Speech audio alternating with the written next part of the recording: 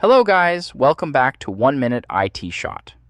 In this video, I will show you how to easily create a custom display resolution using the NVIDIA Control Panel on Windows. First, right-click on any empty space on your Windows desktop. Click on Show More Options and select NVIDIA Control Panel from the context menu. Once the dashboard opens, look under the display, heading on the left sidebar, and click on Change Resolution. Make sure to select the specific monitor icon you want to configure at the top of the panel, then scroll down and hit the Customize button. When the new window pops up, click on Create Custom Resolution.